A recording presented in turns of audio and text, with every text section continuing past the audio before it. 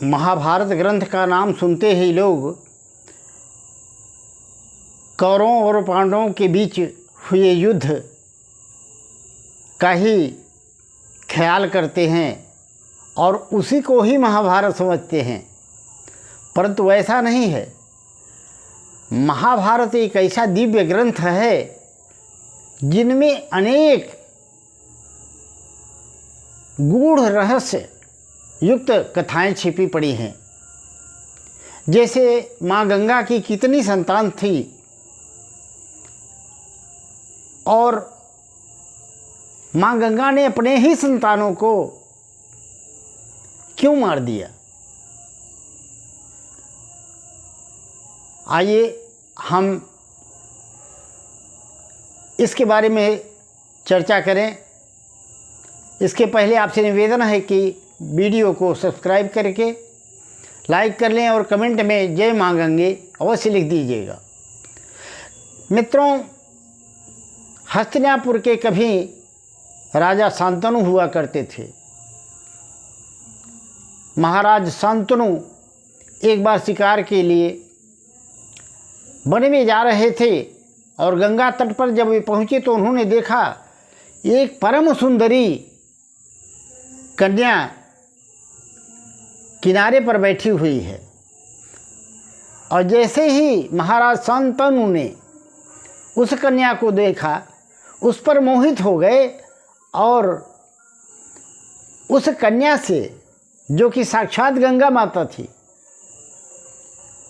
विवाह का प्रस्ताव रखा और उसे गंगा ने सहर्ष स्वीकार कर लिया। और स्वीकार करते हुए उन्होंने कहा कि राजन, मैं आपके साथ विवाह तो कर लूँगी, पर मेरी शर्त है। राजा ने कहा, मुझे आपकी सब शर्त मंजूर है। पर गंगा ने कहा, अरे पहले सुन तो लो, कौन सी शर्त है। गंगा ने बताया कि मेरी शर्त ये है कि विवाह के बाद आप न तो मुझे किसी कार्य में रोकेंगे टोकेंगे और न मेरे बारे में कुछ जानने की कोशिश करेंगे और न मुझे टोकेंगे। शांतनु ने स्वीकार कर लिया माँ गंगा की शर्त और विवाह संपन्न हो गया। मित्रों, समय आने पर माँ गंगा एक पुत्र को जन्म दी। दासी ने आकर शांतनु महाराज को खबर दी कि गंगा को पुत्र हुआ है। वह बड़े प्रसन्न हुए और तभी दासी जाके बोलती क्या है कि गंगा तो वह अपने पुत्र को लेकर वन की तरफ जा रही है। शांतनु को बड़ा चंभा हुआ। वो उनके पीछे गए और जाकर के देखते हैं तो गंगा उस बालक को नदी में बहा दिया। वो टोकने ही वाले थे, पर उन्हें गंगा की शर्त याद आ गई। उन्होंने अपने आप को रोक लिया और तभी से राजा शांतनु मन ही मन दुखी रहने लगे। मित्रों, ऐसा करते करते 7 पुत्र हुए और 7 को गंगा ने नदी में बहा दिया। राजा शांतनु बड़े दुखी हुए कि कैसी माता है जो अपने ही बच्चों को स्वयं मार देती है। और जब 8वां वो लेकर जा रही थी बहाने के लिए तो शांतनु से रहा नहीं गया और उन्होंने टोक दिया कि ये आप क्या कर रही हो, आपके अंदर दया नहीं है, अपने ही बच्चे को आप मार रही हैं। और तभी गंगा ने कहा, देखो राजन, आज से हमारा आपका संबंध विच्छेद हो गया, क्योंकि मेरी शर्त जो थी उसको आपने पूरा नहीं किया, आपने मुझे टोक दिया। मैं अपने बच्चों को मार नहीं रही थी, बल्कि उनको श्राप से मुक्ति दिला रही थी। तब शांतनु ने कहा कैसा श्राप, किसका श्राप? तब माँ गंगा ने बताया कि ये जो 7 पुत्र थे, ये कोई मनुष्य नहीं, ये वसु थे। और ये 8वां जो है, ये भी वसु है। इन लोगों ने एक बार गलती की थी ऋषि ब्रह्मर्षि वशिष्ठ की। वशिष्ठ के पास कामधेनु गाय थी जो 3 लोगों में विख्यात थी, और उसके समान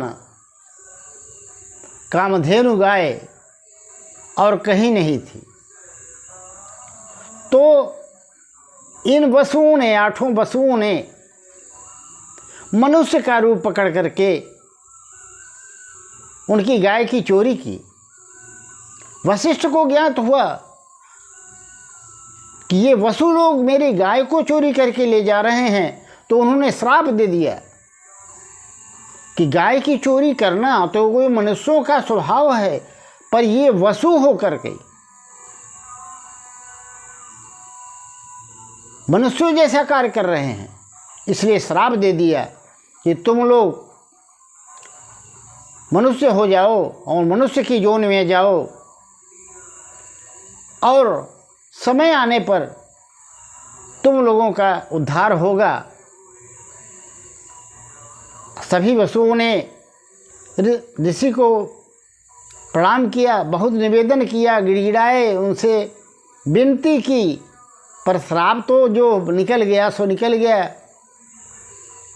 अब वो सारे वसु आकर के माँ गंगा के तट पर माँ गंगा की स्तुति करने लगे, विनती करने लगे कि माँ आप ही मेरा उद्धार करें। तब गंगा ने बताया कि मैंने उन्हें वचन दिया था कि मैं तुम लोगों को अपने कोख से जन्म दे करके पुत्र के रूप में श्राप से मुक्ति दिलाऊंगी। ये वही वसु हैं। और इतना कह करके गंगा जी जल में समाहित हो गई। शांतनु वापस अपने दरबार में चले आए। एक बार की बात है, एक 8-10 वर्ष का बालक अपने तीर से गंगा के बहाव को रोक देता था, जिससे गंगा सूखती जा रही थी, और शांतनु देख रहे थे, और वे उस बालक को रोकना चाहते थे,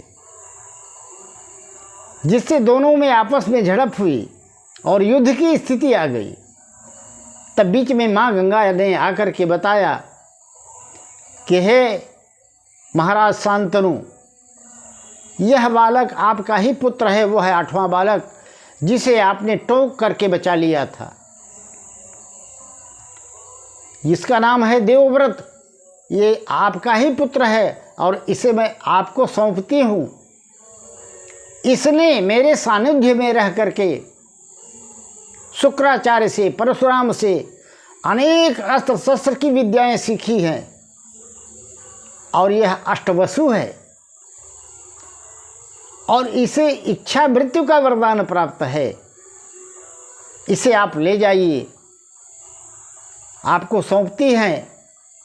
तब गंगा माँ ने भीष्म को, जो देवव्रत थे, आगे चलकर इन्हीं का नाम भीष्म पड़ा, उन भीष्म को राजा शांतनु को सौंपा। और कहा जाता है, सभी जानते भी हैं कि भीष्म को इच्छा मृत्यु का वरदान था, तो उन्होंने अपने इच्छा से ही उत्तरायण में अपने प्राणों का त्याग किया था, वह भी भगवान श्री कृष्ण के सामने। मित्रों, वीडियो अच्छा लगा हो तो कमेंट में राधे राधे अवश्य लिख दीजिएगा।